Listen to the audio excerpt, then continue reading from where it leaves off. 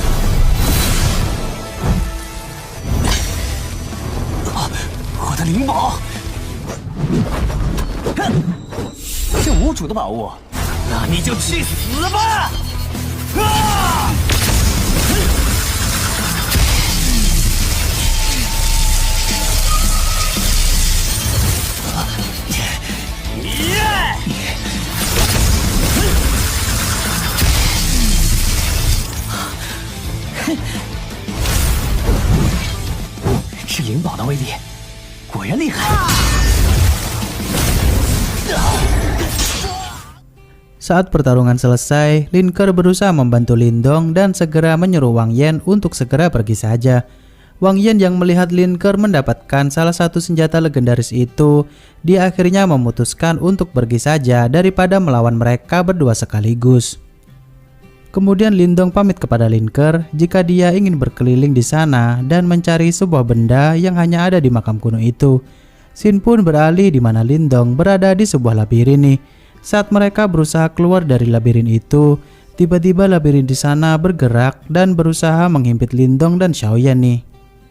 Martha yang menyadari jika labirin ini adalah jebakan hanya untuk membuat mereka berputar-putar saja, dia menyuruh Lindong untuk tetap lurus saja entah apapun yang terjadi, dan akhirnya mereka pun masuk ke sebuah portal dan pindah ke tempat lain nih. Di sana mereka menemukan sebuah boneka run yang terpecah belah, di mana boneka run ternyata bisa digerakkan oleh pengguna kekuatan mental tingkat tinggi nih. Saat mereka melanjutkan perjalanan, mereka berhasil menemukan obat yang mereka cari untuk Cinta, yakni air liur iblis naga. Martha melarang Lindong untuk melompat masuk karena area itu bisa membukukan apapun dalam sekejap saja. Lindong pun menggunakan kekuatan mentalnya untuk mengambil air liur iblis naga tersebut dan akhirnya berhasil. Tapi tak lama kemudian robot run tadi tiba-tiba hidup dan berusaha menyerang Lindong nih. 好快的速度！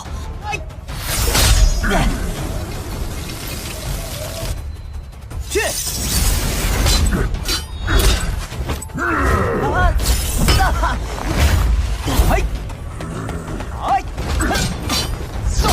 这身体就像钢铁一般，连濒临骨体都无法刺破。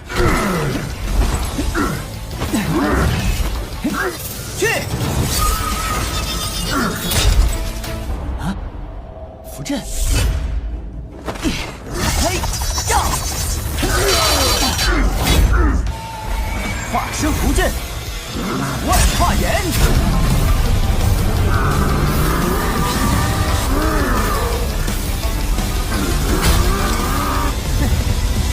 哎，去！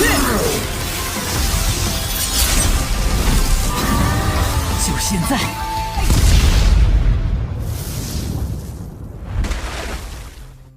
Saat pertarungan selesai, robot itu tiba-tiba naik kembali tapi dalam keadaan mati karena energi spiritual di dalam boneka run itu ternyata sudah habis.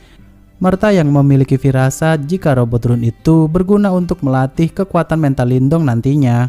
Kemudian dia menyuruh Lindong untuk mengendalikan boneka run itu tapi gagal nih. Kemudian Lindong menyimpan boneka run itu dan segera pergi ke tempat berikutnya. Hingga sampailah mereka di bawah area gunung berapi dan banyak sekali lahar panas di sana. Karena jalan satu-satunya untuk menuju kuil pemilik makam kuno itu ada di depan mereka. Mau tidak mau Xiaoyan pun disuruh untuk tinggal di daratan agar dia tetap aman. Saat mereka menyeberangi lahar panas di sana, tiba-tiba ada ular api berusaha menyerang mereka nih.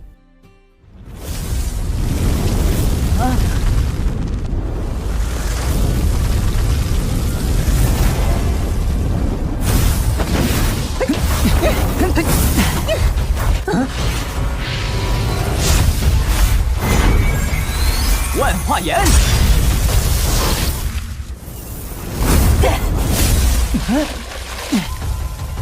吞下去了。灵动，将目的原力输入天灵骨体试试。逆天了！哎！喂！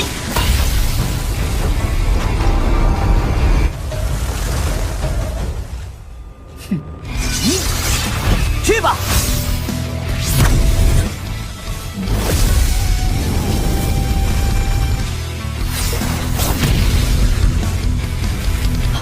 果然有效。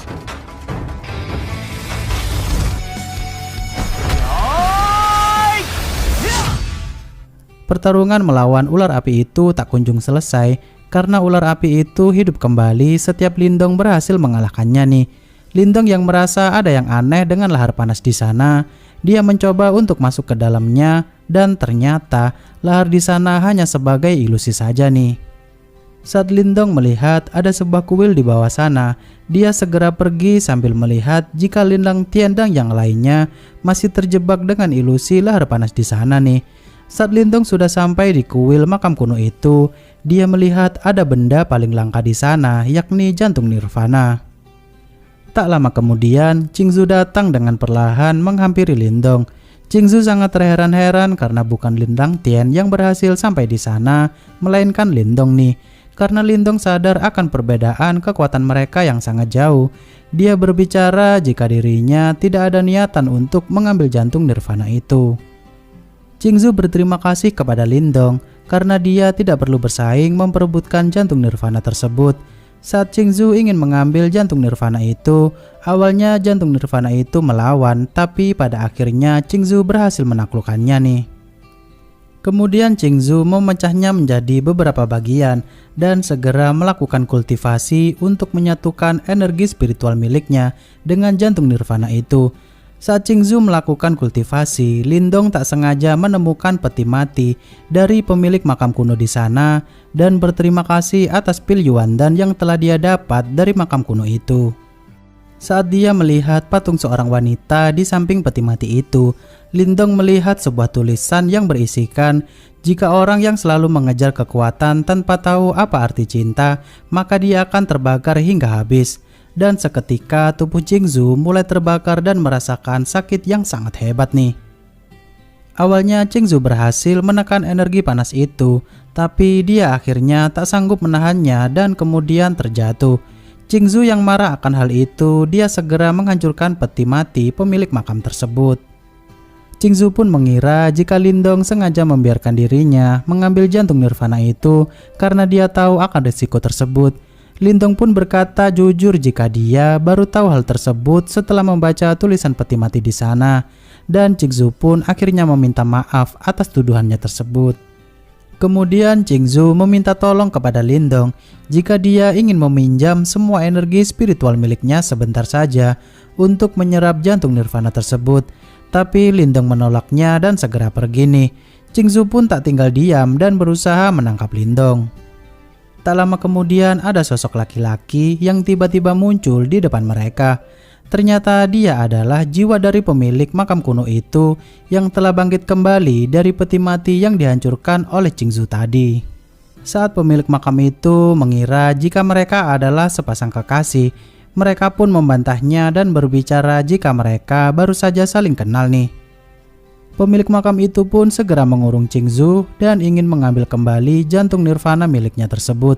Lindong yang terbebas dari ikatan Qingzu tadi, dia segera kabur, tapi hingga suatu momen Lindong kembali dan memohon kepada si pemilik makam itu untuk mengampuni tindakan Qingzu yang membuat si pemilik makam telah menjadi murka. Pemilik makam itu pun mulai tertarik dengan Lindong yang mau membela Qingzu walau baru pertama bertemu dengannya nih. Sama seperti dirinya dahulu yang mengagumi seseorang saat pertama kali bertemu juga. Pemilik makam itu pun menyerahkan jantung nirvana miliknya tersebut kepada mereka berdua dan mengurungnya bersama-sama. Pemilik makam itu juga memberitahu Qingzu jika dia telah mengampuninya berkat Lindong nih. Mereka pun terbangun di sebuah dimensi lain dan berbagi rasa sakit bersama-sama hingga akhirnya mereka tertidur pulas nih. Di tempat Lin Langtian dan yang lainnya, tiba-tiba lahar panas di sana berubah menjadi air biasa nih. Mereka pun menemukan lokasi kuil kuno itu dan segera pergi bersama-sama. Di dalam kuil, si pemilik makam terkejut jika tombak pencakar langit miliknya dulu ternyata sekarang menjadi milik Lindong nih. Saat pemilik makam itu memberikan teknik pamungkasnya ke dalam tombak tersebut, film pun bersambung.